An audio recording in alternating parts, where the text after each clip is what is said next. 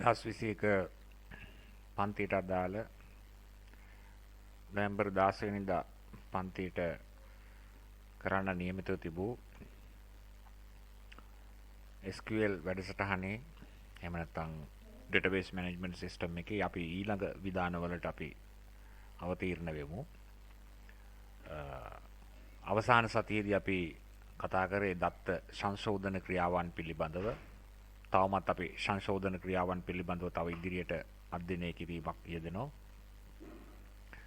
ඊළඟට අපි බලමු දත්ත ගබඩාවේ ගිණුම් අංශයේ සියලු සේවකීන්ගේ පරිපාලන අංශයට මාරු කිරීම. එතකොට ගිණුම් අංශයේ සේවකීන් පරිපාලන අංශයට මාරු කිරීමේදී department accounts. එතකොට ඒක මාරු කරන්න ඕනේ අපි administrator.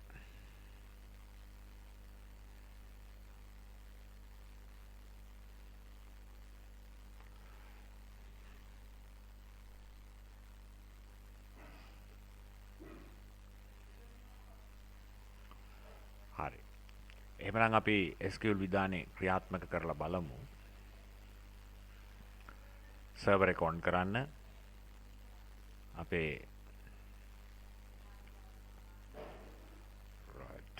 අපේ SQL විධාන වලට යන් update.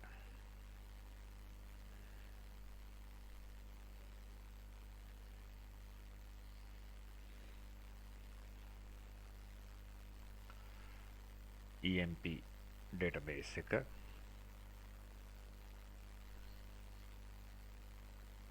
EMPDB set කරන්න ඕනේ department එක මොකටද admin වලට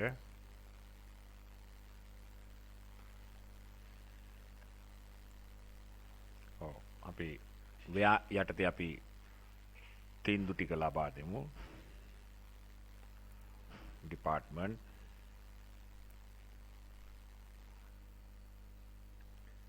සමානයි accounts department එක.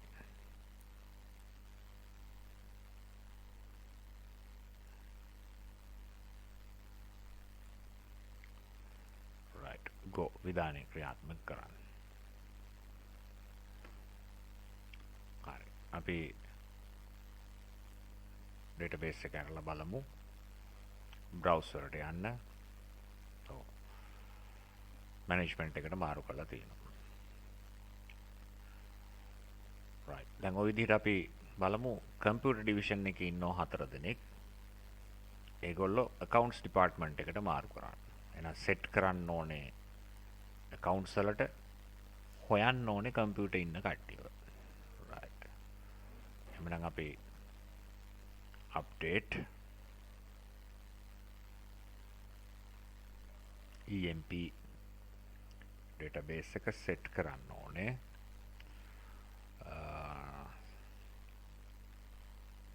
department සමානයි ඒගොල්ලන්ව දානවා අපි computer division එකේ ඉන්න කට්ටිය අපි sales වලට. එහෙනම් set කරන්නේ sales වලට.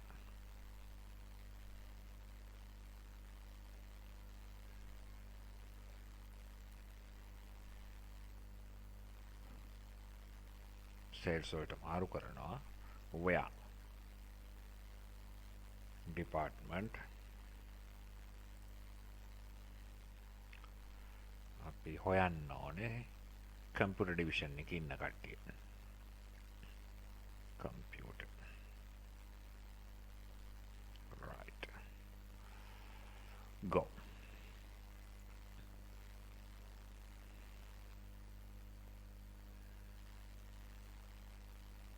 බලන්න එතන පොඩි වරදක් වෙලා තියෙනවා. නැවත අපි චෙක් කරලා බලමු.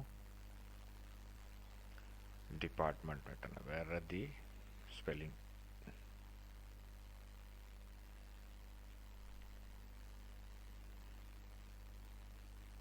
department right go. records 4ක් වෙනස් කරයි කියලා පැහැදිලිව කියනවා. දැන් අපි බලමු browser එකට ගිහිල්ලා. එහෙනම් ඒගොල්ලෝ කම්පියුටර් ඩිවිෂන් එකේ හිටපු කට්ටියව සේල්ස් ඩිපාර්ට්මන්ට් එකට මාරු කරලා තියෙනවා. හරිද? දැන් මේ විදිහට අපිට ඕනම ක්ෂේත්‍රයක් එතකොට මාරු කරන්න පුළුවන් හැකියාව තියෙනවා.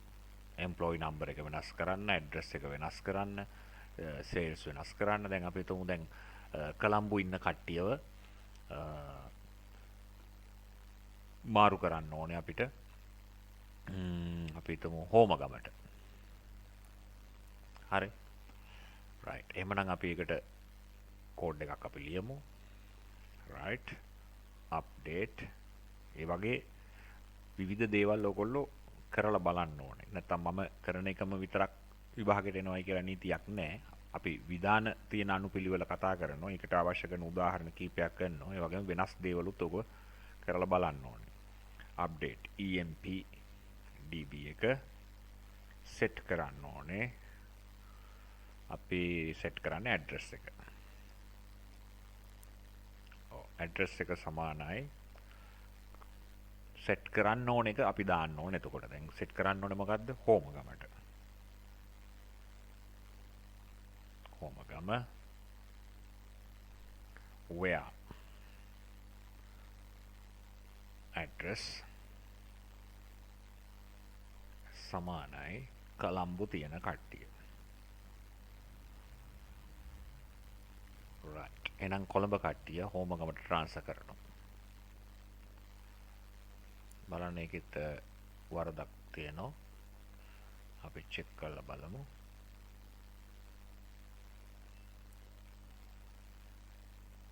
address එක add. right.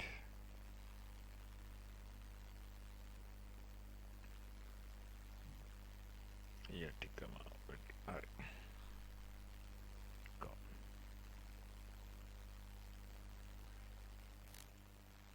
right. two records වෙනස් කරලා තියෙනවා. browse කරලා බලන්න. එහෙනම් කොළඹ හිටපු කට්ටිය හෝමගමට ට්‍රාන්ස්ෆර් කරලා තියෙනවා. දැන් මේ විදිහට නම මාරු කරන්න පුළුවන්, එම්ප්ලොයි නම්බර් එක මාරු කරන්න පුළුවන්, එයාගේ සැලරි එක වෙනස් කිරීමේ හැකියාව තියෙනවා. එතකොට සැලරි එක රුපියල් 18000ක් වෙන කට්ටියගේ ඒවා අපි වෙනස් කරලා බලමු. එයාගේ පඩිය එහෙම නැත්නම් 25000ට වැඩි වෙන කට්ටියගේ අපි උදාහරණයකට ගමු. රුපියල් 25000ට වැඩි පඩියක් ගන්න කට්ටියගේ කෝ සමාන වෙන කට්ටියගේ පඩිය අපි වැඩි කරනවා රුපියල් 30000කට. එහෙමනම් අපි ඒකට ඕන කරන කෝඩ් එකට අපි යම් බලන්න. තවත් එකක් අපි උදාහරණයක් කරමු. right. එහෙනම් අප්ඩේට් කරන්න ඕනේ. අපි බලමු 30000ට වැඩි කරන්න ඕනේ. එතකොට 25000ට වැඩි අයගේ. right. go. එහෙනම් two records වෙනස් වුණයි කියලා කියනවා. අපි බලමු 25000ට වැඩි හිටපු දෙන්නෙක් වගේ හිටියේ ගබඩාවේ. ඒගොල්ලන්ගේ 30000 සීමාවට පඩිය වැඩි කරලා තියෙනවා. ඒ වගේම අඩු කරන්න පුළුවන් හැකියාවක් තියෙනවා. පැහැදිලිද? right. එතකොට මේ විදිහට සීමාවන් කීපයක් පනවලා දත්ත ගබඩාව වෙනස් කරලා බලන්න ඕනේ. ඒතර ඒ වෙනස් කිරීම තුළින් තමයි එක එක දේවල් ඔයගලන්ට අධ්‍යයනය කරන්න පුළුවන් හැකියාව එන්නේ. පැහැදිලිද? එහෙනම් අප්ඩේට් මගින් දත්ත ගබඩාවේ තොරතුරු සංශෝධනය කිරීමේ ක්‍රියාවලිය සිදු කරගෙන යන්න පුළුවන්. පැහැදිලිද? ඒ වගේ දැන් අපි තවත් ක්‍රියාවකට එනවා. අපි තනි පුද්ගලයෙක් වශයෙන් තෝරගත්තම ඒ අප්ඩේට් ඇන්ඩ් සෙට් කියන ක්‍රියාව සිදු කරන්නේ කොහොමද කියලා අපිට බලන්න පුළුවන්. දැන් මේකේ උදාහරණයක් දීලා තියෙනවා. අංක 10 සේවකයාට එහෙම නැත්නම් සේවක අංකය 10ක් වෙන පුද්ගලයාගේ රුපියල් 2000ක් පඩියට එකතු කරන්න. එතකොට මේ පුද්ගලයාට විතරයි ඒ ෆන්ක්ෂන් එක වෙන්නේ. එතකොට කලින් විදිහටම තමයි සැලරි එක සෙට් කරන්න ඕනේ තියෙන එකට 2000ක් එකතු කරලා අපි තීන්දුව ලබා දෙනවා වෙයා එක යටතේ මේ නම්බර එක සහ නම යටතේ ඉන්න පුද්ගලයෙක්ගේ විස්තරයක් ලබා දෙන්න පුළුවන්. එහෙම නැත්නම් එම්ප්ලොයි නම්බර එක 10 වෙන කෙනාගේ විතරක් දාන්න පුළුවන් හැකියාවක් පවතිනවා. මේ ඩබල් කොටේෂන් තියෙන තැන්වල සිංගල් කොටේෂන් පාවිච්චි කරන්න පුළුවන්. මේ කොටස අවශ්‍යත් නැහැ. මේ එම්ප්ලොයි නම්බර එකෙන් හොයන්න පුළුවන් හැකියාව තියෙනවා. හරිද? right. අපි මේ ක්‍රියාවට ගිහිල්ලා බලමු.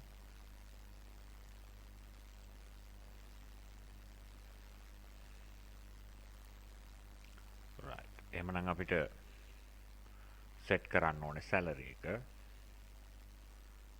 right සමානයි. මොකද කරන්න ඕනේ? යාගේ තියෙන සැලරි එකට එකතු කරන්න ඕනේ රුපියල් 2000ක්. where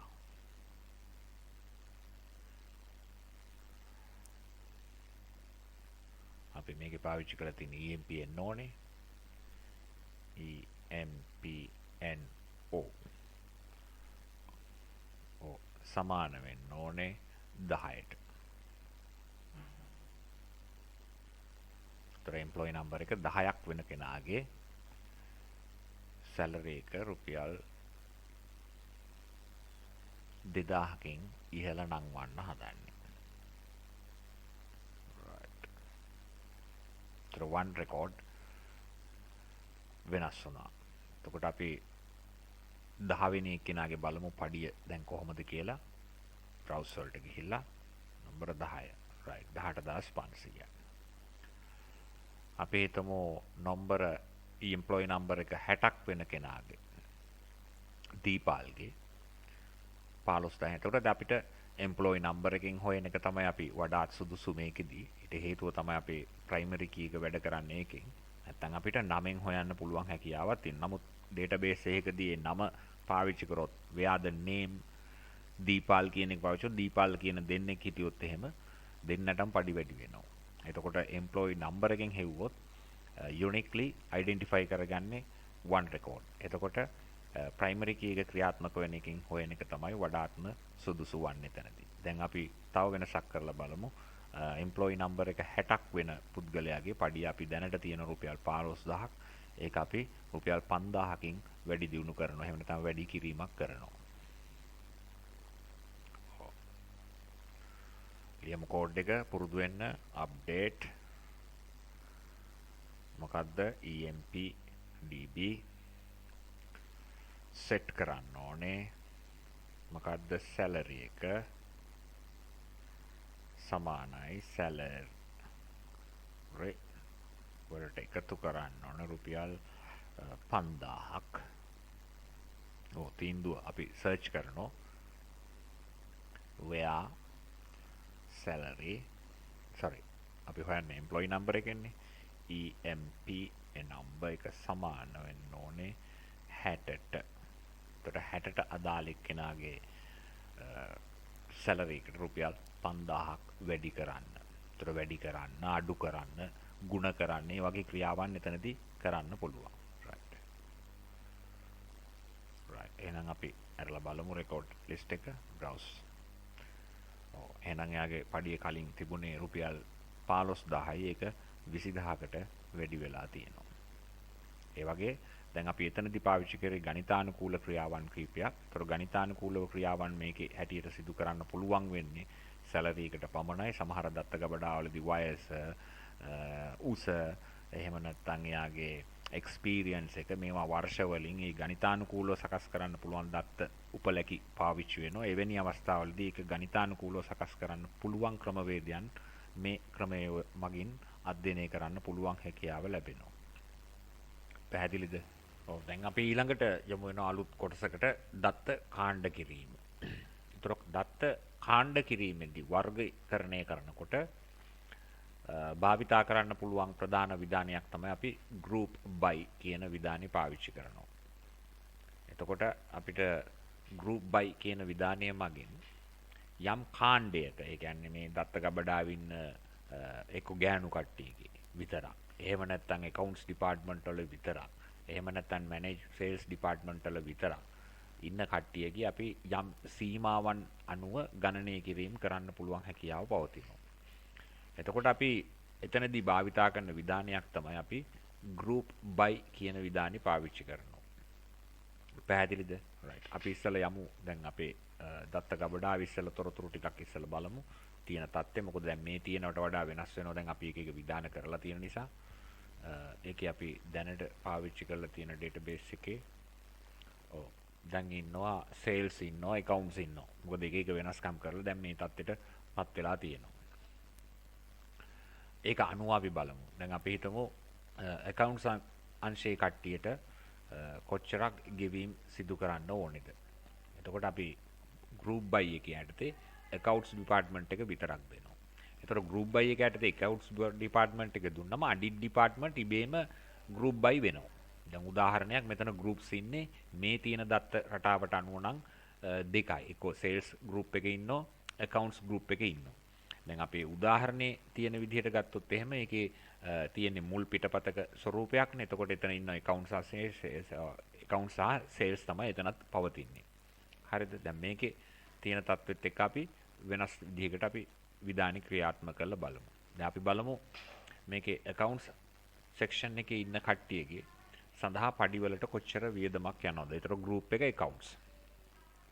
ඒතර දැන් බැලු බැලමට පේනවා රුපියල් 50000ක් යනවා. එතකොට ඉබේම sales group එකට යන මුදලත් පෙන්눔 කිරීමේ හැකියාව තියෙනවා. දැන් මීට කලින් අපි අවස්ථාව බැලුවා සියලුම සේවකයන්ගේ ඩිපාර්ට්මන්ට් එකේ පඩි ගෙවන්න කොච්චරක් එකතුවක් යනවද? වැඩිම පඩිය ගන්නේ කවුද?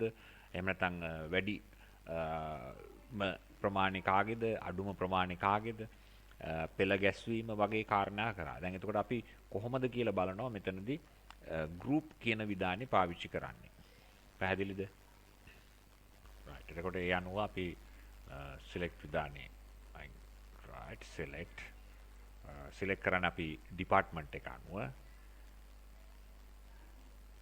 එතකොට ඒ අනුව ඔයගොල්ලන්ගේ පොතේ ලියන note එකේදී වෙනස් කරගන්න. නැත්නම් මගේ තියෙන එකම ලියන්න යන්න එපා. ඒ විදිහට කරන්න නම් ඒ ගබඩාව වෙනස් නොවි පවතින්න එපා. දැන් අපි කරගෙන ආපු ක්‍රමයට ගබඩාව විතරතුරු ක්‍රමානුකූලව වෙනස් වෙනවා. ඩිපාර්ට්මන්ට් එක තමයි අපිට ඕනේ කට්ටියගේ සම් එක. මොනවලද? සැලරි වරහන් වැහුවා. අපි from විධානය මගෙන් මොන database එකේද? EMP database එකේ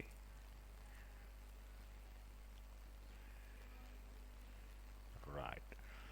ඊළඟට අපි group by විධානය අලුත් විධානය පාවිච්චි කරනවා.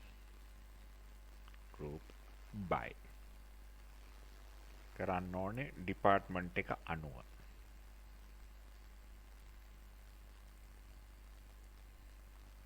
right. අපේ group එකට අපි ගමු accounts.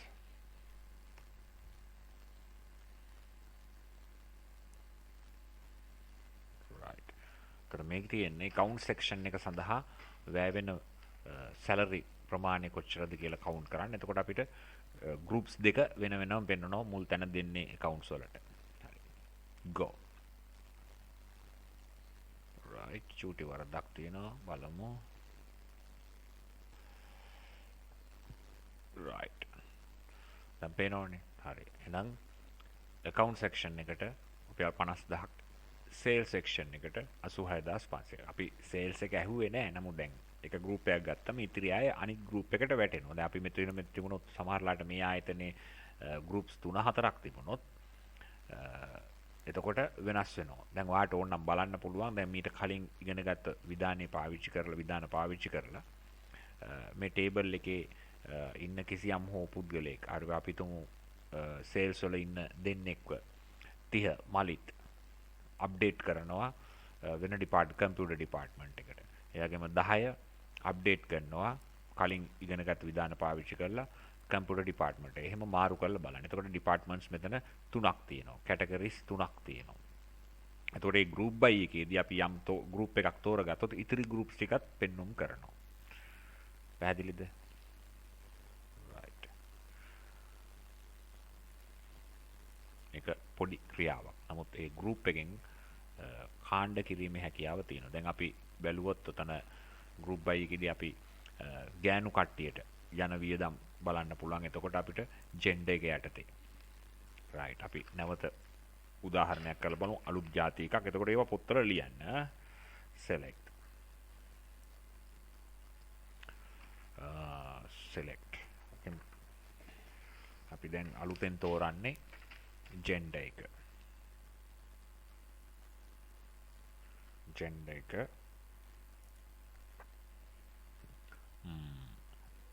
add කරන්න ඕනේ. sum එකක්. ඒගොල්ලන්ගේ salary.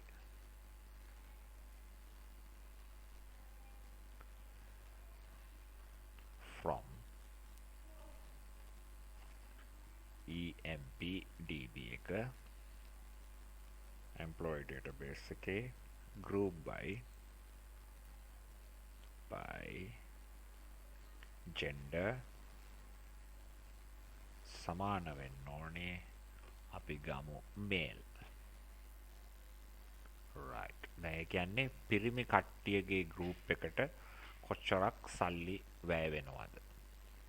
හරිද? එතකොට ඉබේම එතකොට ගෑනු කට්ටිය වෙනම ෆිල්ටර් වෙලත් පෙන්නන්න ඕනේ. right. පිරිමි කට්ටිය සඳහා 66500ක මුදලක් වැය වෙනවා. එතකොට ඉබේම ෆීමේල් කට්ටියත් ලැබෙනවා. පැහැදිලිද? right. ඒ විදිහට උදාහරණ ඒ අලුත් විධාන ලියනකොට ක්‍රියාවලියන් උඩින් මේකෙදි මම කරන්න මෙන්න මේ වැඩයි. එහෙමනම් මෙන්න මේකයි එකට ගහන්න ඕන කෝඩ් එක. හරි. මොකද මේක ප්‍රැක්ටිකල් සබ්ජෙක්ට් එකක් නිසා විවිධ ආකාරයෙන් මම දෙන උදාහරණය පාවිච්චි කරලා විවිධ දේවල් කරලා අධ්‍යයනය කරලා පුහුණුව ලබා ගන්න ඕනේ. right. දැන් අපි ඊළඟට එනවා තවත් අලුත් විධානයකට. කෝඩ් එකකින් පස්සේ order by group by කියන එකෙන් පස්සේ distinct විධානය පාවිච්චි කරන්නේ අපි දත්ත වගුවක යම් ක්ෂේත්‍රයක අඩංගු වන එකිනෙකට වෙනස් දත්ත වර්ග මොනවද කියන එක හොයාගන්න තමයි පාවිච්චි කරන්නේ. දැන් උදාහරණයක් අපි මෙතන දීලා තිනවා department. එතකොට දැන් මේ select distinct කියන එක පාවිච්චි කරපුවම departments වර්ග කොච්චරක් මේ database එක තුල තියෙනවද කියන එක view කරනවා.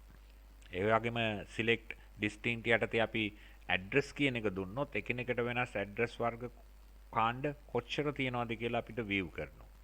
පැහැදිලිද?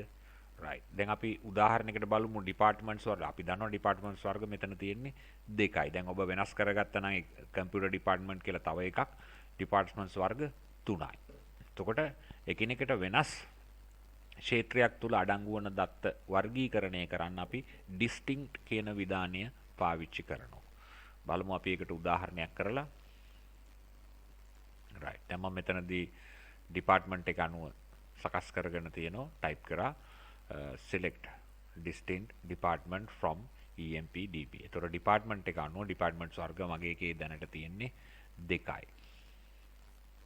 right. එතකොට අපිට පෙන්නනවා sales අංශයයි accounts අංශයයි විතරයි අපේ database එක තුල පවතින්නේ.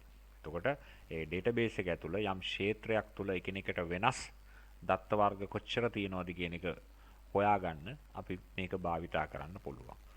අපි තව වෙනස් කිරීමක් කරොත් එතකොට අපි මෙතන department එක යටතේ අපි නැතුව සමහරලාට address එක යටතේ address right go කෙනෙකුට වෙන right මේක ඉන්නේ හෝමගම කට්ටියකුයි කැන්ඩි වල කට්ටියකු විතරයි. දැන් ඔබට ඕන නම් අර එක රෙකෝඩ් එකක් අප්ඩේට් කරලා බලන්න වෙනස්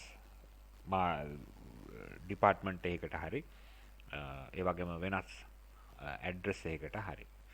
එතකොට ආපහු වෙනස් කරනකොට සමහරවිට මේකේ 2 3ක් එන්න පුළුවන් හැකියාව පවතිනවා. නමුත් අපේ ඩේටාබේස් එකේ දැනට පවතින්නේ කාණ්ඩ 2යි, වර්ගීකරණයන් 2යි. නම් අනුව බැලුවොත් එහෙම සමාන නම් තියෙන අය. එතකොට ඒක නම අනුව බලන එක ඒ තරම් ප්‍රායෝගික නොවෙන්න පුළුවන්. අපි ජෙන්ඩර් එක අනුව බැලුවොත් මේ වගේ තත්ත්වයක් පවතිනවා. පැහැදිලිද? right.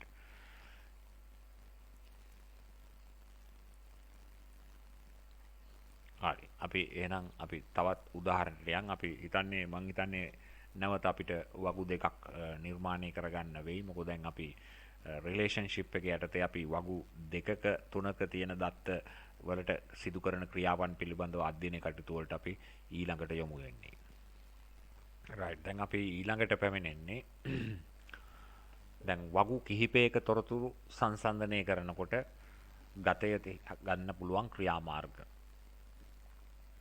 එතකොට එතනදී ප්‍රධාන වශයෙන් විධානයක් විදිහට යූනියන් පාවිච්චි කරන්න පුළුවන්. හැබැයි දැන් අපේ මේක අත්දැක බැලීමේදී නැවත ටේබල්ස් දෙකක් වෙනත් ටේබල්ස් දෙකක් හදාගන්න ඕන වෙනවා. දැනට එක ටේබල් එකක් තියෙනවනේ ඔයගලන්ගේ එම්ප්ලොයි ඩේටාබේස් එක. තව ඕන එකක් හදන්න. එහෙම නැත්නම් මේකේ තියෙන විදිහට ක්‍රීඩා වගු දෙකක් සකස් කරගන්න පුළුවන්. හරිද? right. එතකොට ක්‍රීඩා වගු දෙකක් සකස් කරගෙන පොඩි දත්ත රටාවන් ටිකක් විතරක් ඇතුළත් කරලා ඊළඟට සූදානම් වෙන්න. පැහැදිලිද? right. ඔව් දැන් මම ගේම්ස් කියලා ඩේටාබේස් එකක් හැදුවා ක්‍රියේට් ඩේටාබේස් ගේම්ස් කියලා. එයාගේ මේ ගේම්ස් ඇතුලේ මම දැන් අලුතෙන් ටේබල් එකක් ක්‍රියේට් කරනවා ක්‍රිකට් කියලා. ඔබට පේනවා නම්බර් එක පාවිච්චි කරලා තියෙනවා නේම් එක පොඩ්ඩයි. හරි ප්‍රයිමරි කී එක නම්බර් go. හරි.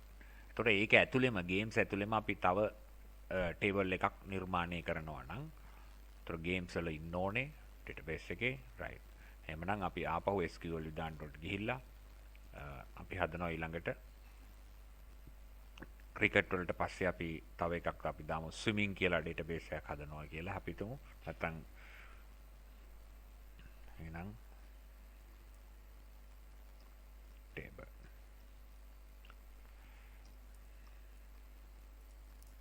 ස්විමින් ඒකට දාන ෆීල්ඩ්ස් ටික අපි දාමු number int values පහක් විතර වගේ දාන්න කමා නම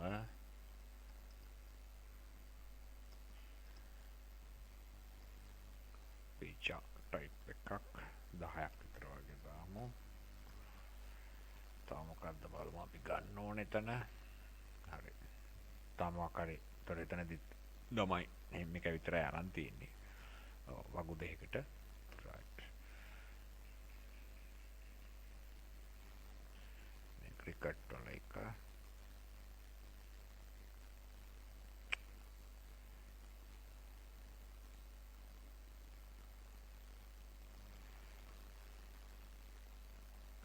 games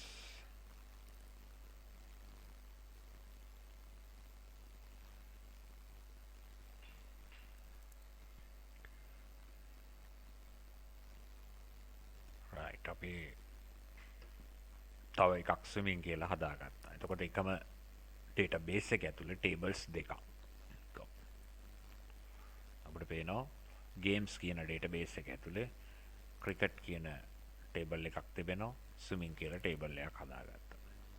දැන් ඒකට දත්ත කිහිපයක් දත්ත එකකට 3ක් 4ක් අනිත් එකට තව 3ක් 4ක් විතර වගේ අන්තර්ගත කිරීම කරන්න. එතකොට මේ පුහුණුවීම නිතරත කරනකොට හරි. එතකොට මොකද මුල අවස්ථාවට දැන් ආපහු වෙනවා. එතකොට ආපහු ඔබ පොත බලනවා නම් එහෙම නැත්නම් පොත බලන්න යනවා නම් ඒ කියන්නේ තාම මතකේ නැහැයි කියන එකනේ. ඒ කියන්නේ විභාගෙදි වෙන්නේත් ඒ ප්‍රශ්නේම තමයි.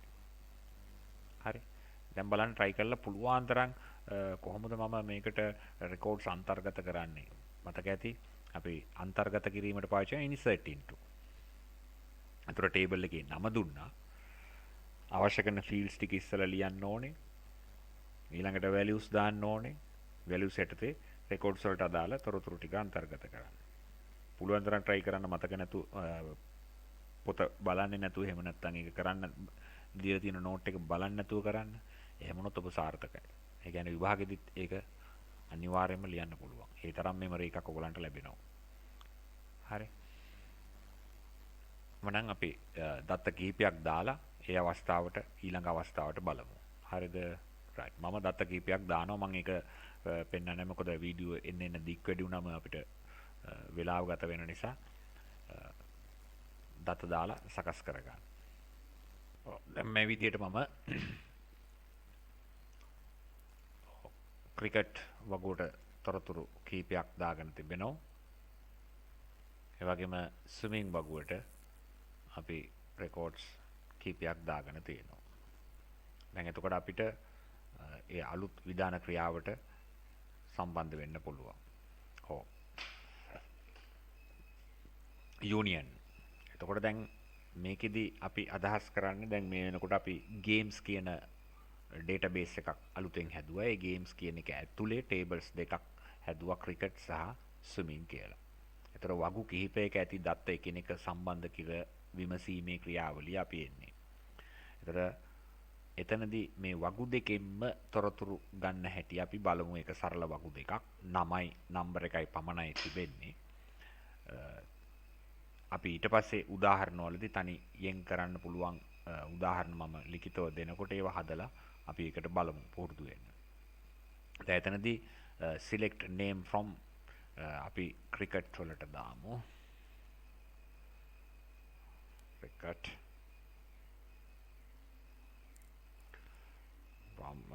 කට ස්විමින්.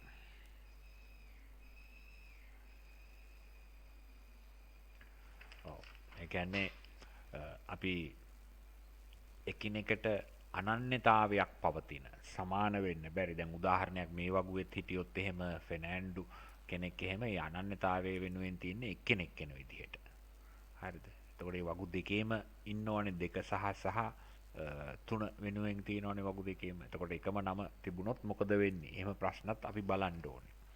ඒ වගේම අසමාන තත්වයන් වල තියෙන තත්ත්වයන් වලට මොකද වෙන්නේ? අන්න ඒක පිළිබඳව බලන්න ඕනේ. එහෙම වගේම ප්‍රතිදානෙදී ලැබෙන ප්‍රතිඵල සමහරලාට විභාගෙදී උත්තර විදිහට ලියන්න තියෙනවා. එතන මේ පිළිතුර ලබා දුන්නම විය හැකි ප්‍රතිදානයන් විය හැකි කියන එක යටතේ ක්‍රියාවන් තියෙනවා. ඒක නිසා අපි ඒකට ඕන කරන ක්‍රියාවන් ටික ඊළඟට බලමු.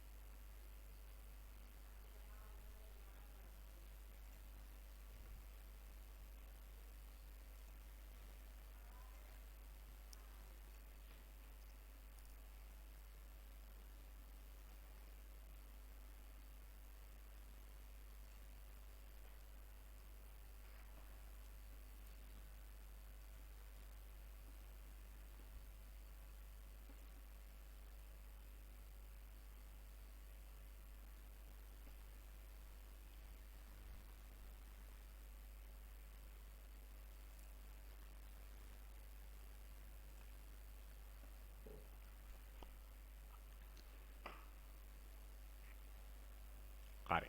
දැන් එතකොට දැන් ඔයගලන්ට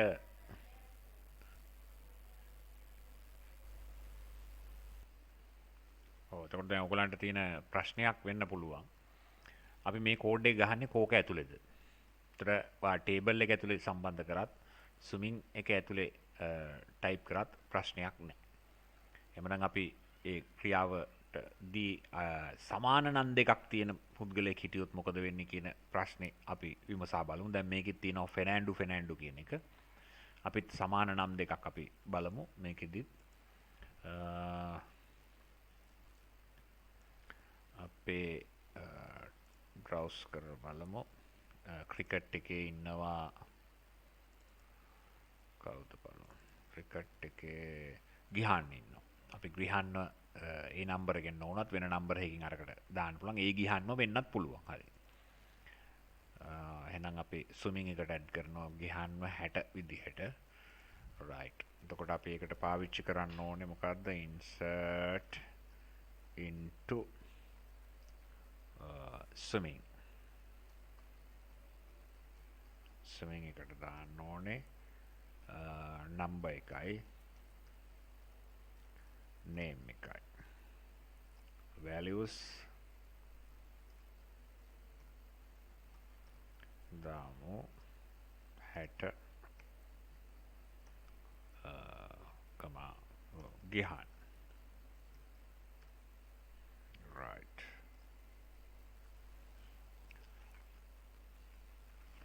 අපි එහෙමනම් ගිහාන් ඇඩ් කරගමු ස්විමින් බලමු අපි ෆෝල්ට් එකක් තියෙනවා ගිහාන් SERT අපේ මගේ කීබෝඩ් එකේ R වැදීම හොරයි right. එහෙනම් ස්විමින් එකට ගිහාන් ඇඩ් වෙලා තියෙනවා. හරි. එහෙනම් අපි අර කෝඩ් එක අපි ගහලා බලමු යූනියන් විධානේ.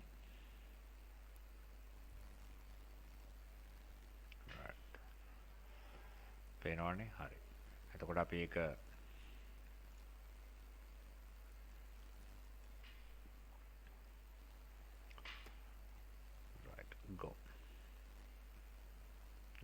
එතකොට ගිහාන්ලා දෙන්නෙක් එන්නේ නැහැ. එක ගිහාන් කෙනෙක් තමයි ෆිල්ටර් වෙන්නේ. ඒක නම අසමාන වුණත්.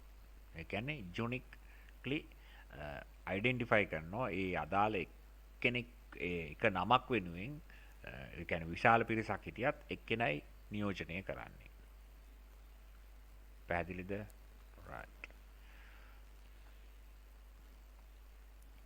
එවන අපි ඊළඟ තවත් ක්‍රියාවකට අපි යමු. දැන් අපි ඊළඟට අපි SQL පාඩමේදී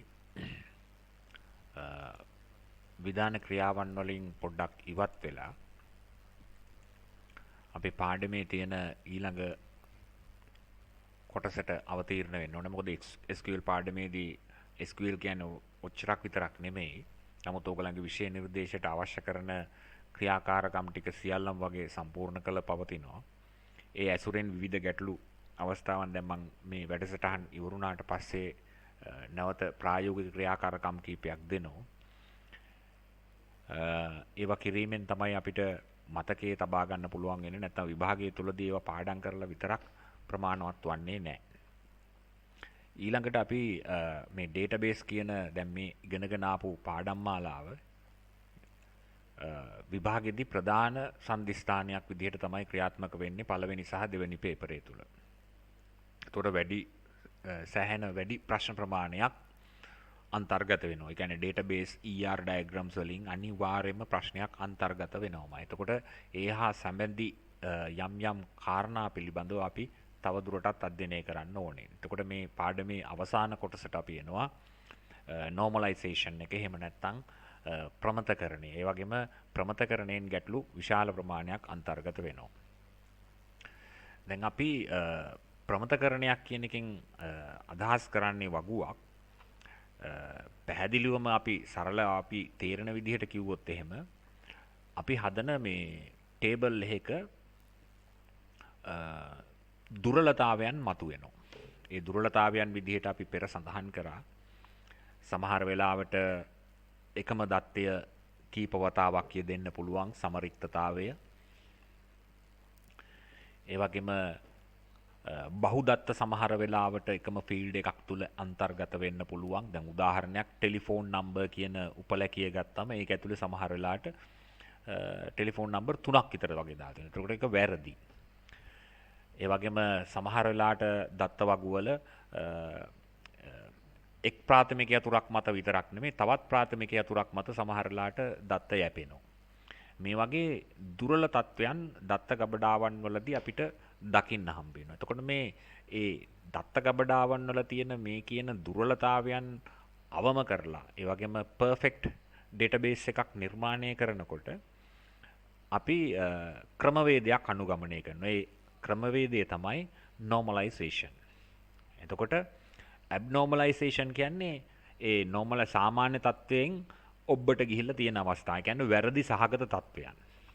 එතකොට මේ වැරදි සහගත තත්වයන් යථා තත්ත්වයට පත් කරගන්න අපි මොනවද අනුගමනය කරන ක්‍රියාමාර්ග සහ ඒවට පාවිච්චි වෙන විශේෂිත වචන ඒ වගේ මේවා අර්ථ දක්වන ආකාරය පිළිබඳව තමයි අපි උතනදී අධ්‍යයනය කරන්න බලාපොරොත්තු වෙන්නේ. එතකොට ඔයගලන්ගේ ප්‍රමතකරණය කියන ක්‍රියාවලියට අපි ඇතුළත් වෙනවා. එතකොට මේකේ මම පැහැදිලිව සඳහන් කරලා තියෙනවා. පේන්නේ නැති අයට මම ටියුට් එක මාර්ගෙන් නැවත ගන්න පුළුවන්. දත්ත ගබඩාවක කාර්ය සාධකය.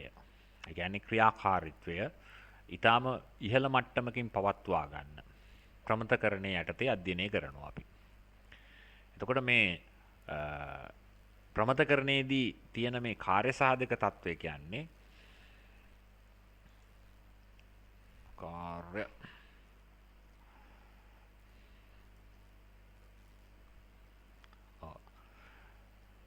වැඩි දියුණු කරනකොට දත්ත වගුවක් සඳහා පහත ක්‍රියාදාමයන් අපි අනුගමනය කරන්න වෙනවා. ඒ කියන්නේ දැන් අපි ගබඩාවක සක්‍රියතාවය perfectly සකස් කරනකොට පහත ක්‍රියාමාර්ග වැඩි දියුණු කරන්න සිද්ධ වෙනවා. අපි බලමු මොනවද මේ වැඩි දියුණු කරන්න වෙන සිද්ධීන් කියන එක. පළවෙනි එක අපි ගත්තොත් එහෙම සමරික්තතා. දැන් මේම අතිරික්තතා කියලාත් වචනේ පාවිච්චි කරනවා. සමරික්තතා කියන්නේ අර එකම දත්තය වගු කිහිපයක අන්තර්ගත වීම එහෙම නැත්නම් එකම වගුවක එකම දත්තය වතාවත් කිහිපයක යෙදීම වගේ සිද්ධාන්තයක් තමයි එතනදී අදහස් වන්නේ. එතකොට ඒක දෝෂයක්. ඊළඟට තියෙනවා අපිට ආදාන ඇතුළු කිරීමේ විපරිතා. ඒ කියන්නේ දත්ත ඇතුළු කරනකොට ප්‍රශ්න මතුවෙන්න පුළුවන් ඩේටාබේස් එක. අපි බලමු මේවා කෙටියෙන් පැහැදිලි කිරීම වලදී. ඒ වගේම යම් දත්තයක් ඩේටාබේස් එකෙන් අපි ඉවත් කරනකොට ඇති වෙන්න පුළුවන් දෝෂ තත්ත්වයන් තියෙනවා. සමහරලාට යම් දත්තයක් ඉවත් කරනකොට අදාළ නොවන වෙනත් දත්තත් ගැලවිලා යන්න පුළුවන්. එතකොට ඒක විපරිතතාවයක්. abnormalities එක.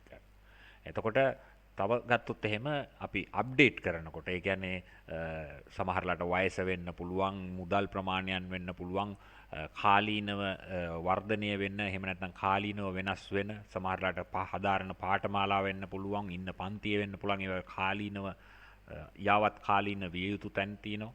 එතකොට යාවත් කාලීන කිරීමේ විපරිතතා. එතකොට මේ දත්ත ගබඩාවකදී දෝෂ විදිහට අපි දකින තැන් ප්‍රධාන අවස්ථා කිහිපයක් විදිහට තමයි තාම මේ යටතේ අපි කතා කරේ. ඒතර තාම අපි normalization ක්‍රියාවලියට ඇතුළුනේ නැහැ. අපි normalization ක්‍රියාවලියට එන්න කලින් අපි බලනවා මොනවද අපිට තියෙන ප්‍රශ්න. එතකොට මේ ප්‍රශ්න විදිහට අපි සැලකුවොත් අපි මේවා විවිධ ආකාරයෙන් අපි බලමු සමරික්තතාවය, සමතිරික්තතාවය. redundancy. දත්ත වගුවක හෝ වගු කිහිපයක එකම දත්තය නැවත පුනරාවර්තනය වීම දත්ත සමතිරික්තතාවයයි. එතකොට වගුවක දත්ත පුනරාවර්තනය වීම වැරදි. ඒ වගේම වගු දෙක තුනක වුණත් එකම දත්තය නැවත නැවත අන්තර්ගත කිරීමත් වැරදි. එතකොට ඒවා අවම කර ගැනීම අපි කරන්න ඕනේ. එතකොට මේ නිසා එහෙම නැත්නම් මේ ප්‍රශ්නය නිසා පරිගණකය තුල අනවශ්‍ය ඉඩක් වෙන් වෙනවා. ඒ කියන්නේ දත්ත වෙනුවෙන් තව වැඩිපුර බිට් රේට් එක වැය වෙනවා. අනවශ්‍ය ඉඩ ප්‍රමාණයක්. ඒ වගේම දත්ත නිසි ලෙස පවත්වා ගන්න බෑ. මොකද එක දත්තයක් ඉල්ලුවම මේ හා සමාන කීපයක් පෙන්눔 කරනවා. එතකොට විමසීම් කරන්න පුළුවන් හැකියාව කුවරිස් වගේ දේවල් නිර්මාණය කරන්න ගියපුවමත් ගැටලු මතුවෙනවා.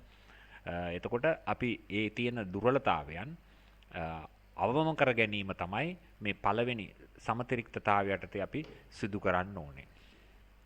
එතකොට මම මෙතනදී ඒකට අදාළ ඉංග්‍රීසි අනුවාදයක් ඇතුළත් කරලා තියෙනවා. එතකොට මේ දුර්වලතාවයන් හැකිතාක් අවම කර ගැනීම අපි කරන්න ඕනේ. හරි.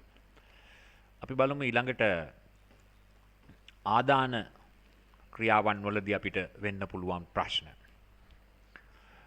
ඒ කියන්නේ ආදානය කිරීමේදී ඇතිවෙන විපරිතතා අපි ගත්තොත් දත්ත වගුවක දත්ත වාර්තාවක් ඇතුළත් කිරීමේදී යම් ක්ෂේත්‍රයක් හිස්ව තිබීම මින් අදහස් වේ. ඒ කියන්නේ දැන් not null කියන ක්‍රියාව. ඒ කියන්නේ දැන් ගබඩාවක දත්ත ඇතුල් කරනකොට යම් තොරතුරු ඒ ෆීල්ඩ්ස් වලට අදාළ තොරතුරු අන්තර්ගත වෙලා නැහැ. එහෙම නොකර පවත්වා ගැනීම ප්‍රශ්නයක්. දැන් එහෙම නොකර පවත්වා ගන්න අවස්ථාවනුත් අපිට එළඹෙනවා. දැන් උදාහරණයක් අපි හිතමු එක වගුවක අන්තර්ගත කරලා තියෙනවා ශිෂ්‍යයෙකුගේ පන්තියේ තියෙන ලකුණු පිළිබඳ තොරතුරු. නමුත් ඒ ඩේටාබේස් එකේ තියෙනවා තුන්වන වාරයට අදාළ ලකුණු. නමුත් තුන්වන වාරයට අදාළ ලකුණු දෙවෙනි වාරයේදී හෝ පළවෙනි වාරයේදී පුරවන්න ක්‍රමයක් නැහැ. එතකොට අපිට අනිවාර්යයෙන්ම මේ ළමයාගේ තොරතුරු දානකොට පළවෙනි වාරයේ දෙවෙනි වාරයේ දැම්මට පස්සේ තුන්වෙනි වාරයට අදාළ ලකුණු දාන ෆීල්ඩ් එක නිකන් තියන්න සිද්ධ වෙන එක සාමාන්‍ය සිද්ධියක්. නමුත් ඒ දුර්වලතාවෙත් අපි ඉවත් කරන්න ඕනේ. අන්න එවැනි අදහසක් තමයි එතනදී කියවෙන්නේ. එහෙනම් ආදානය කිරීමේදී තියෙන විපරිතතා අවම කර ගැනීමේ ක්‍රියාවලියකට අපි එන්න ඕනේ. ඊළඟට අපි තුන්වෙනි අවස්ථාව විදිහට අපි සැලකුවේ දත්ත වගුවක තිබෙන දත්ත මකනකොට ඩිලීට් කරනකොට වෙන ප්‍රශ්න අවම කරගන්න ඕනේ. ඒ කියන්නේ දැන් දත්ත වගුවක යම් ක්ෂේත්‍රයකට අදාළ තොරතුරක් අපි හොයාගෙන ඒක ඩිලීට් කරනකොට සමහරලාට වෙනත් ක්ෂේත්‍රවල තියෙන දත්ත වලට බලපෑමක් වෙලා ඒ වලටත් ප්‍රශ්නයක් මතුවෙන්න පුළුවන්. අන්න එවැනි අවස්ථාවනුත් හඳුනගෙන ඒවා වෙන් කරලා වෙනත් වගු වලට ඇතුළු කරලා වගු කීපයක් අනුසාරයෙන් සහ සම්බන්ධතා කීපයක් අනුසාරයෙන් ගොඩනගාගත්ත ඩේටාබේස් එකක් නිර්මාණය විය යුතුයි. එහෙනම් මැකීමේදී වෙනත් දත්තවලට හානියක් සිදුවන අවස්ථාව අපි දත්ත මකා දැමීමේ තියෙන විපරිතතාව විදිහට හඳුන්වනවා.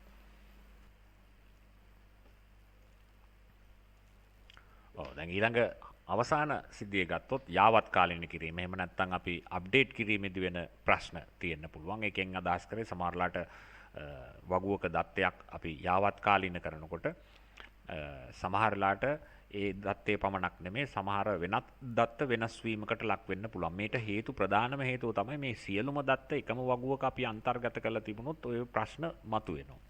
ඒක නිසා අපි වගු වල තියෙන තොරතුරු වගු කිහිපයකට කඩලා ප්‍රාථමික යතුරු ආගන්තුක යතුරු හරහා මේවා සම්බන්ධීකරණය මගින් තමයි මේ දුර්වලතාවයන් අවම කර ගැනීමේ හැකියාව පවතින්නේ. එතකොට අපිට මේ දුර්වලතාවයන් හතරක් මෙතනදී අපි දැක්ක. ඒ දුර්වලතාවයන් හතර අවම කර ගැනීම අවශ්‍යයි. නමුත් දැන් අපි තාම ප්‍රමතකරණයට ආවේ නැහැ. ප්‍රමතකරණයට එන්න අපිට අවශ්‍ය කරන සාධක තත්වයන් තමයි මේ පෙන්눔 කරන්නේ. හරිද? පැහැදිලිද?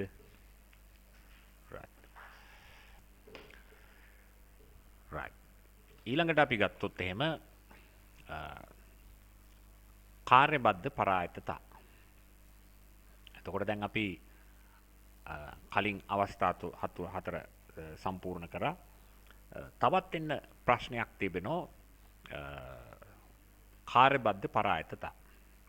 දැන් වගුවක තිබෙන කිසියම් හෝ උපලැකි දෙකක් අතර තිබෙන සම්බන්ධතාවය තමයි අපි කියන්නේ පරායත්තතාවය.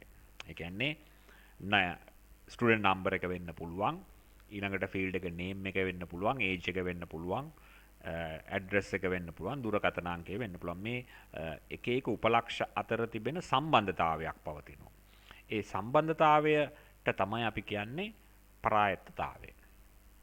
එතකොට දැන් එක් ක්ෂේත්‍රයක අන්තර්ගත වෙලා තියෙන කිසියම් හෝ දත්තයක් තවත් ක්ෂේත්‍රයක තියෙන දත්තයක් එක්ක පැහැදිලිව හඳුනා ගන්න පුළුවන් හැකියාව වෙන්න ඕනේ. එකිනෙකට පටහැනි දෙයක් විය යුතු නැහැ.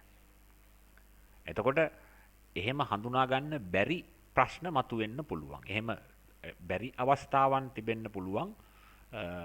පරායතතා කීපයක් අපිට මේ විදිහට හඳුනා දෙන්න පුළුවන්. එතකොට ඒකේ තියෙනවා ප්‍රධාන ආකාර තුනක්. එතකොට මේ පරායතතාවය කිව්වේ අපි ක්ෂේත්‍ර අතර තියෙන සම්බන්ධතාවය. එතකොට මේ ක්ෂේත්‍රවල සම්බන්ධතාවයක් පවතින්න ඕනේ. එතකොට පරායතතා ආකාර තුනක් පවතිනවා. එතකොට මේ වගුවලදී එහෙම සම්බන්ධතාවයන් හරිහැටි ක්‍රියාත්මක නොවන ගැටලු ආකාර අවස්ථාවන් තුනක් පවතිනවා. එතකොට අපි ඒක ගන්නෝ පළවෙනි අවස්ථාව විදිහට පූර්ණ පරායතය. full dependency. ආංශික පරායත්තතාවය. පාටියල්, සංක්‍රාන්ති, ට්‍රාන්සිසිව්. එතකොට මේ පරායත්තතාවයන් තුන මොනවද කියලා අපි බලන්න ඕනේ. මේවා දෝෂ. ඒ වගුවල දකින්න තියෙන දෝෂ. එතකොට මේ දෝෂ තියෙන්නේ කොයි ආකාරයෙන්ද කියන එක වගුවේ හඳුනා ගැනීම අවශ්‍යයි. ඒ වගේම වගුවක් අපි ඉහළ මට්ටමේ තත්වයකට ගේනකොට ඩේටාබේස් එකක් මේ දුර්වලතාවයන්, පරායත්තතාවයන් අවම කර ගැනීමේ හැකියාව තිබෙන්න ඕනේ. එහෙම නැත්නම් පරායත්තතාවයන් සියල්ල සම්පූර්ණයෙන් ඉවත් කළ තබා ගන්න ඕනේ. පැහැදිලිද? right. අපි බලමු පළවෙනි අවස්ථාව. එහෙම නැත්නම් පූර්ණ පරායත්තතාවය කියන්නේ මොකක්ද? ඒ කියන්නේ පූර්ණ පරායත්තතාවයක් කියන්නේ අපි ඊළඟ අවස්ථාවේදී බලන්න පුළුවන්.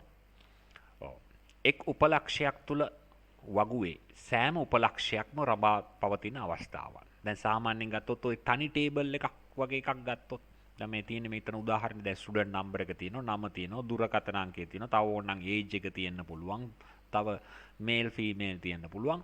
එතකොට මේ වගුවේ තියෙන රෙකෝඩ් එකක් සම්පූර්ණයෙන්ම රඳා පවතිනවා කිසියම් හෝ විශේෂිත ක්ෂේත්‍රයක් මත. ඒ වගේ මේ විශේෂිත ක්ෂේත්‍රය මගින් ඒ ඩේටාබේස් එකේ එහෙම නැත්නම් ඒ ටේබල් එකේ අඩංගු වන සියලුම ක්ෂේත්‍රවල තොරතුරු හඳුනා ගන්න පැහැදිලිව පුළුවන් හැකියාව පවතිනවා. එකක්වත් අතෑරෙන්නේ නැතුව. එතකොට අපි මෙතනදී පවතින ස්වභාවය තමයි පූර්ණ පරායත්තතාවය. එතකොට ස්ටුඩන්ට් නම්බර් එක මත මේ ටේබල් එකේ තියෙන සියලුම උපලැකි රඳා පවතිනවා. හරිද? ඒ වගේම ඕනම රෙකෝඩ් එකක් අපිට කිසියම් හෝ විශේෂිත ප්‍රාථමික යතුරක් මගින් හඳුනා ගන්න පුළුවන් හැකියාව මතුවෙනවා. දැන් මෙතනදී ප්‍රාථමික යතුරු විදිහට ක්‍රියාත්මක වෙන්නේ ශිෂ්‍යාංකයනේ.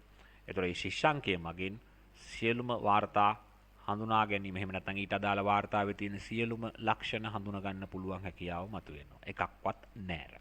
එහෙනම් අපි පූර්ණ පරායතතාවයක් ගොඩක් වෙලාවට දකින්නේ තනි වගුවක කිසියම් හෝ විශේෂිත වූ අංකයක් මත එහෙම නැත්නම් විශේෂිත වූ ප්‍රශ්නයක් මත සියලුම දත්ත අන්තර්ගත කරලා තියෙන වෙලාවක. එතකොට ඒ අංකෙන් ඒ විශේෂිත සලකුණෙන් ඒ පොතේ තියෙන සියලුම වාර්තාවට අදාළ ලක්ෂණ හඳුනා ගන්න පුළුවන් හැකියාව තිබෙනවායි කියන එකයි. පැහැදිලිද? හරි. ඊළඟට අපි බලමු ආංශික පරායතතාවයක් කියන්නේ මොකක්ද? ඔව්. ආංශිකයි. එහෙම නැත්නම් පාටියල්. ඒ කියන්නේ කොටසක්. ඒ කියන්නේ දැන් මේක පූර්ණ වශයෙන් නෑ කියන එකයි. වගුවක දත්ත හැසිරවීමට එම වගුවේ මාතෘකා දෙකක් ඇති. දෙකක ඇති දත්ත උපයෝග කරගන්න අවස්ථා. දැන් උදාහරණයක් සමහරලාට ඒ ටේබල් එකේ කැන්ඩිඩේට්ස් කී එහෙම නැත්නම් ඒ කියන්නේ නිරූප්‍ය අකුර තිබෙනවා. ඒ කියන්නේ ඒ ටේබල් එකේ දත්ත හඳුනා ගන්න එක් ප්‍රාථමික යතුරක් පමණක් නෙමෙයි තවත් ප්‍රාථමික යතුරක් තියෙන්න පුළුවන්. එතකොට අපි දත්ත සොයාගෙන යනකොට එහෙම නැත්නම් ඒ අදාළ වාර්තාව හොයාගෙන යනකොට කිසියම් හෝ විශේෂිත ක්ෂේත්‍ර දෙකක් මත මේ දත්ත රඳා පවතින අවස්ථාවන් වලදී අපි පවතින ආංශික පරායතතා තත්වය ලෙස හඳුන්වනවා.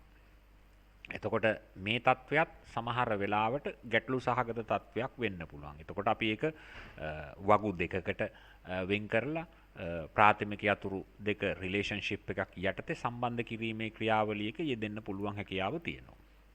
එතකොට මේ දුර්වලතාවෙත් අවම කරගන්න පුළුවන් තනි වගුවක පවත්ව ගන්න නැතුව වගු දෙකකට වගේ යාමෙන්. ඊළඟට අපි ගත්තොත් එහෙම සංක්‍රාන්ති ට්‍රාන්සිටිව්. එතකොට ප්‍රාථමික යතුරක් සහිත වගුවක ප්‍රාථමික යතුර ලෙස භාවිතා නොවන ක්ෂේත්‍රයක් මත එම වගුවේ වෙනත් ක්ෂේත්‍රයක් පූර්ණ වශයෙන් රඳා පවතින අවස්ථා සංක්‍රාන්ති පරායතතාවය ලෙස හැඳින්වේ. ඒ කියන්නේ ප්‍රාථමික යතුරු සමහරලාට දෙකක් තියෙන වෙලාවන් තියෙන. දැන් උදාහරණයක් අපි මේකට සටහනක් දෙන්නම් මං. හරි. දැන් මේ වගුව බලන්නකෝ. දැන් මේකේ තියෙනවා ස්ටුඩන්ට් නම්බර් එක.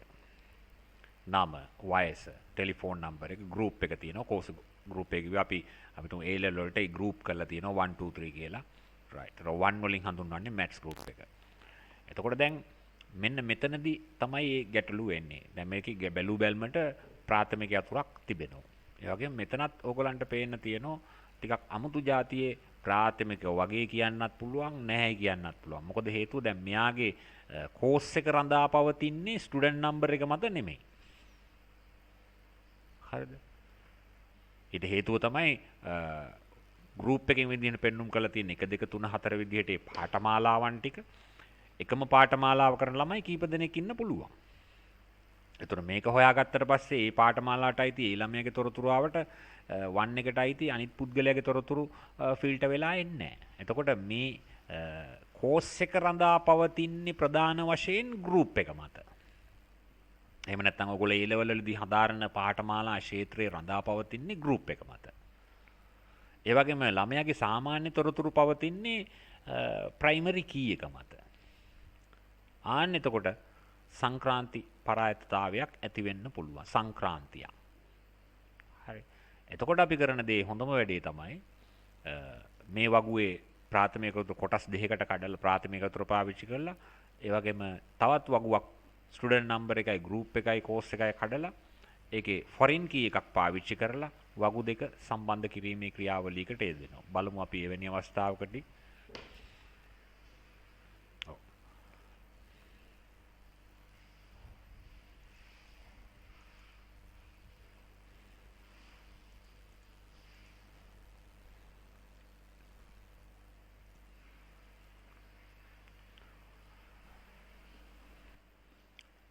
හරි පැහැදිලිද? රයිට්. එතකොට ඒක වගු දෙක වගු දෙකකට කඩන්න. ඔව් ස්ටුඩන්ට් නම්බර එකයි නේම් එකයි ඒජ් එකයි ටෙලිෆෝන් නම්බර ඒකට ගන්න. තව වගුවකට කඩන්න ස්ටුඩන්ට් නම්බර එකයි ගෲප් එකයි කෝස් එකයි. හරි. එතකොට ස්ටුඩන්ට් නම්බර එක පළවෙනි වගුවේ ප්‍රාථමික යතුරක් දෙවන වගුවේ ඒක ප්‍රාථමික යතුරක් විදිහට ක්‍රියාත්මක වෙනවා. ඒ දෙක සම්බන්ධ වුණොත් විදේශ යතුරක් විදිහට ක්‍රියාත්මක වෙලා මේ සම්බන්ධතාවය නිවැරදිව හොයාගන්න පුළුවන් හැකියාව මතුවෙනවා. right. ඊළඟට අපි යමු. දැන් එතකොට අපි එතනදී කතා කරා පරායතතාවයන් ඉවත් කර ගැනීම, පූර්ණ පරායතතාවය, ඒ වගේම ආංශික පරායතතාවය, සංක්‍රාන්ති පරායතතාවය. එතකොට මේ තුන් දෙනා පිළිබඳව හොඳ අවබෝධයකින් ඉන්න. නැත්නම් ගැටලු වලදී එක එක ඒවා ඩිපෙන්ඩ් වෙන ඒවා පිළිබඳව අහනවා සත්‍ය අසත්‍ය වගන්ති. අන්න එතනදී තමයි ওই ප්‍රශ්න මතුවෙන්නේ. right. දැන් අපි එමු ඊළඟට දෝෂ අඩු කරගෙන එන හැටි වගුවක. ඒ කියන්නේ ටේබල් එකක් අපි පර්ෆෙක්ට් කරනකොට කර යුතු දේවල්. right. අපි එමු එකේ ඊළඟ කොටසට ප්‍රමතකරණය කියන එකට. ඔව්.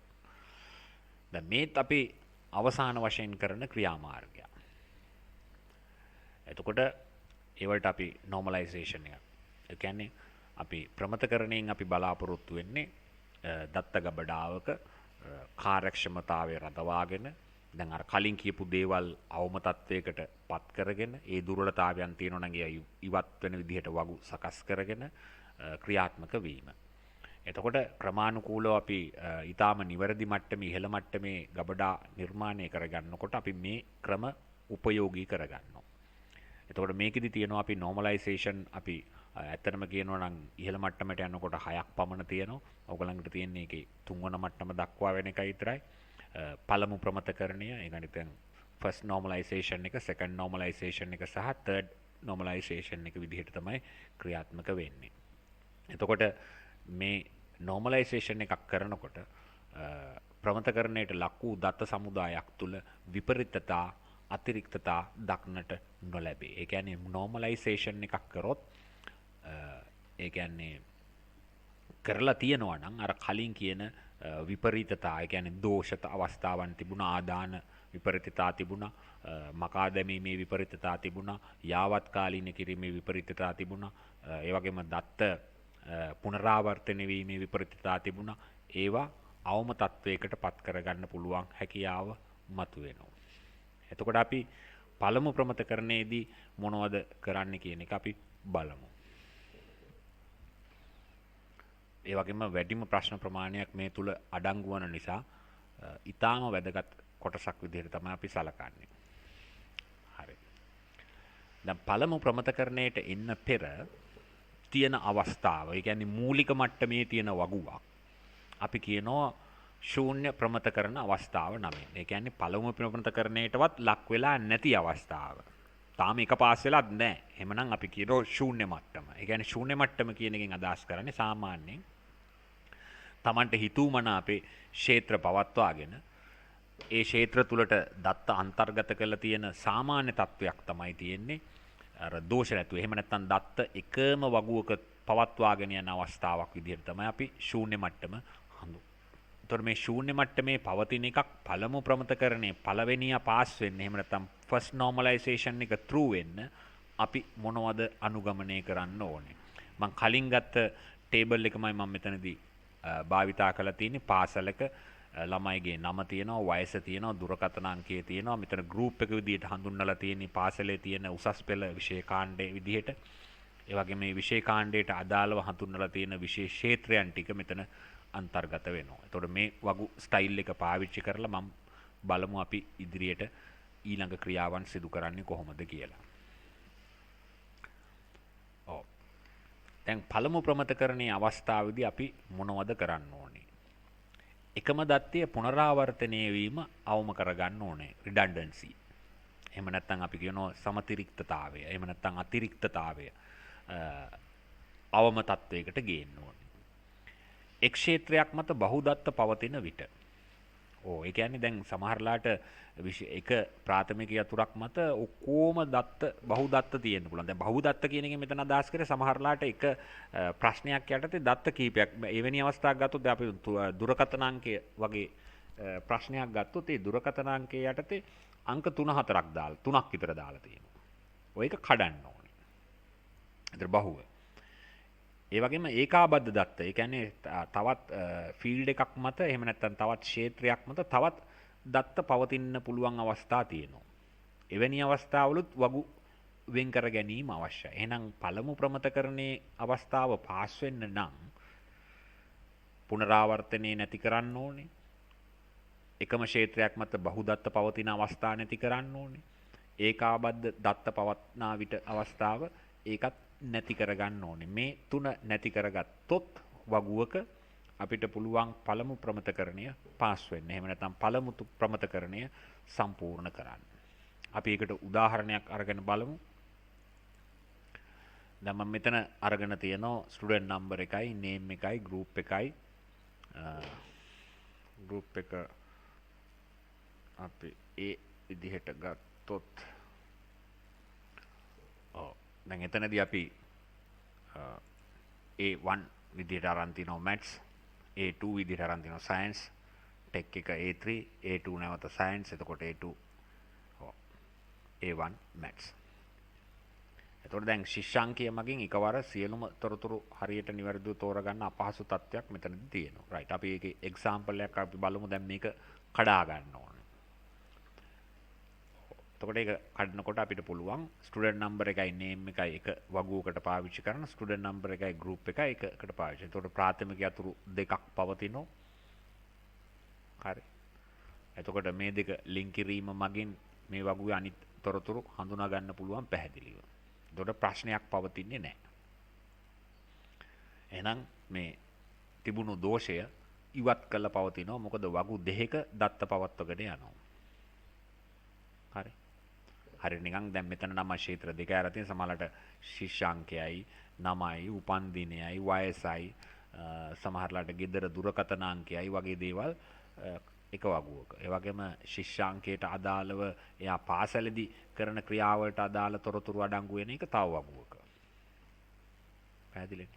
එතකොට ඒක අපි වෙන් කර ගැනීමේ හැකියාවක් පවතින. එහෙම වුණොත් මේ තියෙන ඉහත වෙන සමතිරික්තතා අවස්ථාව අවම කරගන්න පුළුවන් හැකියාව පවතිනවා.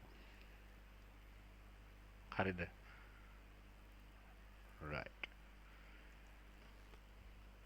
ඊළඟට අපි එනවා දෙවන ප්‍රමතකරණ අවස්ථාව. දෙක පාස් වෙන අවස්ථාව. එහෙනම් පළවෙනි එකේදී අපි කරපු දේවල් මතකනේ. ඒක පාස් කරගන්න right. එහෙනම් දෙවන ප්‍රමතකරණයට එනකොට ප්‍රධානම දේ තමයි පළමු ප්‍රමතකරණයට ලක් වෙලා තියෙන්න ඕනේ දෙවන ප්‍රමතකරණයට එන්න. ඒ කියන්නේ දෙකේ පන්තියට එන්නේ එක පාස් වෙලා තියෙන්න ඕනේ.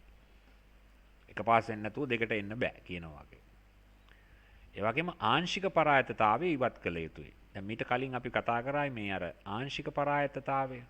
මතකද? ඒතොර ආංශික පරායතතාව පවතින වගුවේ දත්වලට සුදුසු ප්‍රාථමික යතුරක් හඳුනාගෙන එය මත පවතින දත්ත එක් වගුවකටද අනිත් දත්ත ආගන්තුක යතුර මගින් වෙනත් වගුවකටද ඇතුළු කරන්න ඕනේ. එතකොට ආංශික පරායතතාවය ඉවත් කිරීම සිද්ධ වෙන්නේ දෙවන ප්‍රමතකරණයේදී.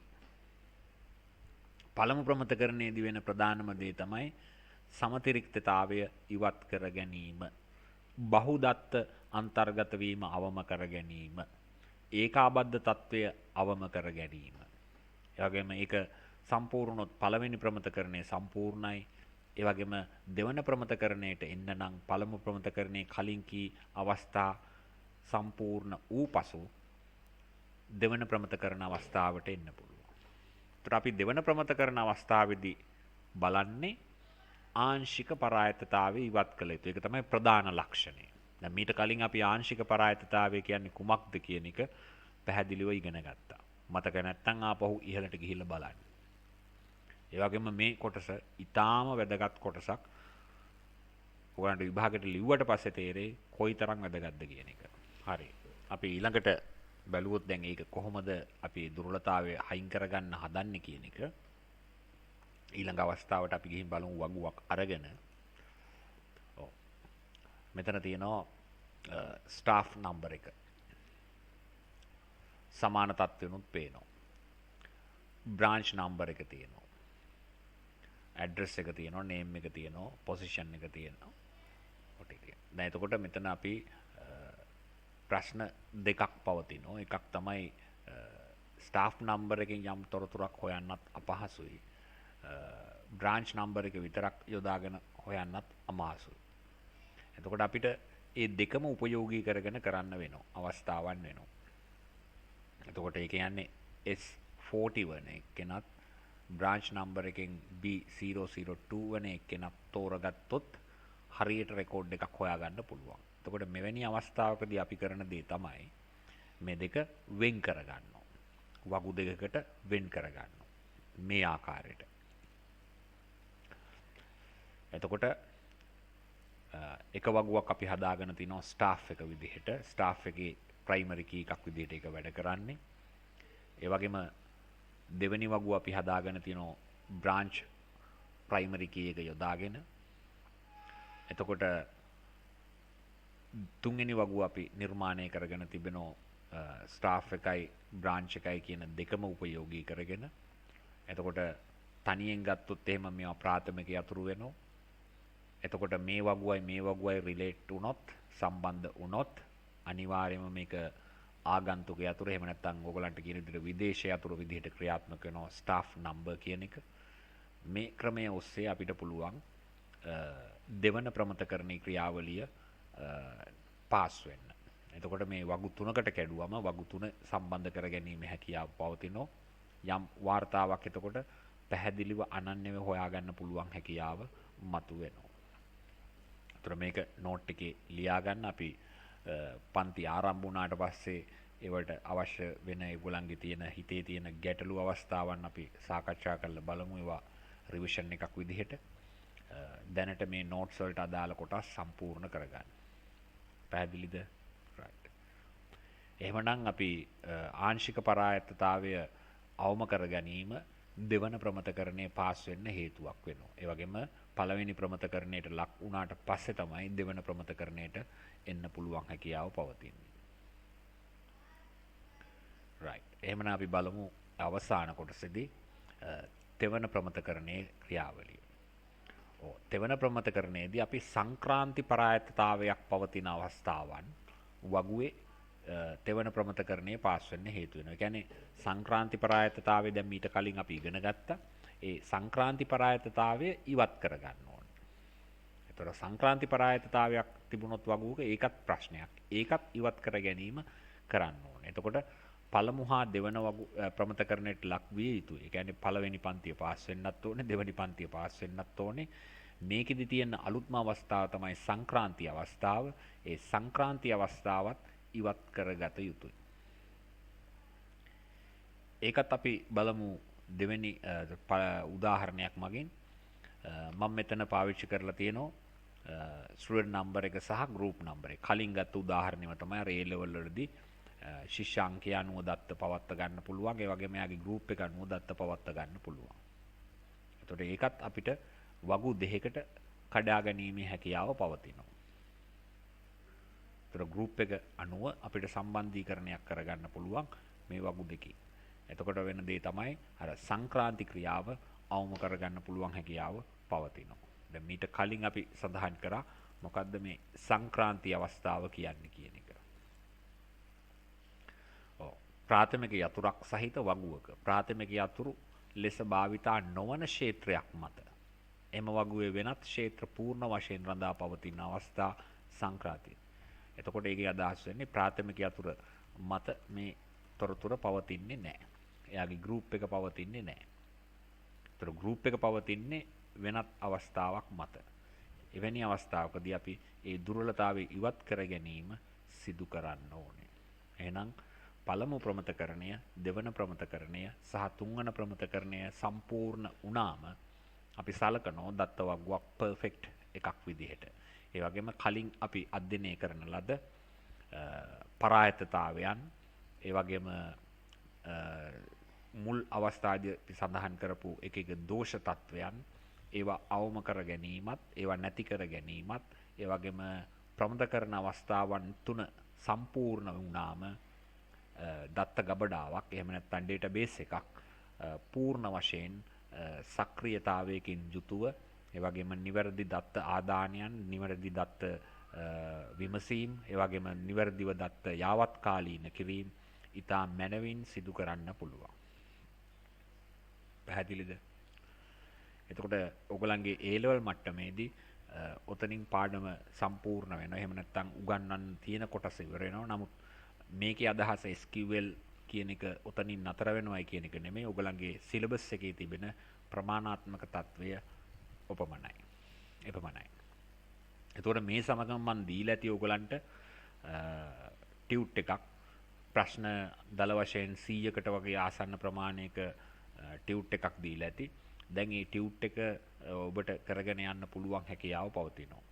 ඒ වගේම මේ දත්ත ගබඩා ක්‍රියාවලිය අපි ආරම්භ කළේ ඔයගලන්ට මතක ඇති HTML ලැන්ග්වේජ් එකේ සිට. මේක සම්බන්ධතාවයක් පවතින විශේෂ ක්ෂේත්‍ර කොටසක්. එතකොට HTML වලදී අපි CSS ඉගෙන ගත්තා. ඒ CSS මගින් අලංකාර ක්‍රම යොදන හැටි ඉගෙන ගත්තා. ඒ වගේම ඒකත් එක්ක අපි සම්බන්ධීකරණය කරා. මොකද ෆෝම් එකක් අන්තර්ජාලයේ ඔන්ලයින් ෆෝම් එකක තිබෙන ක්‍රියාවලිය ගොඩනැගීමේදී ඒ ක්‍රියාවලියට සම්බන්ධ වෙනවා අවශ්‍යතාවයන් තුනක්. එකක් තමයි HTML මගින් හෝ CSS මගින් ඊටාම මැනවින් සැලසුම් කරගත්ත අයදුම් පත්‍රයක්. ඒ වගේම මේ අයදුම් පත්‍රයේ අඩංගු වන තොරතුරු අන්තර්ගත වෙන ඩේටාබේස් එකක් අවශ්‍ය වුණා. ඒ ඩේටාබේස් එක අනිවාර්යයෙන්ම සර්වර් එකක් මගින් SQL වලින් නිර්මාණය කර ගැනීම කළ යුතු වුණා. දැන් මේ වෙනකොට ඔයගොල්ලෝ ඒක ටේබල් එකක් නිර්මාණය කරන්න පිළිබඳ පූර්ණ අවබෝධයක් ලබාගෙන තිබෙනවා. ඒ වගේම HTML සහ SQL අතර සම්බන්ධීකරණය, ඒ වගේම ඒ කියන ක්‍රියාවලීන් මෙහෙවන්න, ගණිතානුකූල ක්‍රියාවලීන් මෙහෙවන්න PHP ඉගෙන ගත්තා. මේ කාර්යයන් තුනම එකතු වුණාම තමයි මේ අන්තර්ජාලය හරහා සිදුවන ඔන්ලයින් ෆෝම් එකක data එහෙම නැත්නම් ඒ දත්ත සර්වරය දක්වා ගමන් කිරීම සිදුවන්නේ. මම බලාපොරොත්තු වෙනවා ඉදිරි අවස්ථාවකදී මේ විෂයන් තුනේම සාරාංශය විදිහට අපි ගත්තොත් අපේ අවශ්‍යතාවයෙන් ඕනේ ඔන්ලයින් ෆෝම් එකක් නිර්මාණය කිරීම, ඒකට ගැළපෙන ඩේටාබේස් එකක් SQL මගින් නිර්මාණය කිරීම සහ මේ ක්‍රියාවන් දෙක මෙහෙයවීමට PHP ලේඛනයක් නිර්මාණය කර ගැනීමේ අවශ්‍යතාවය.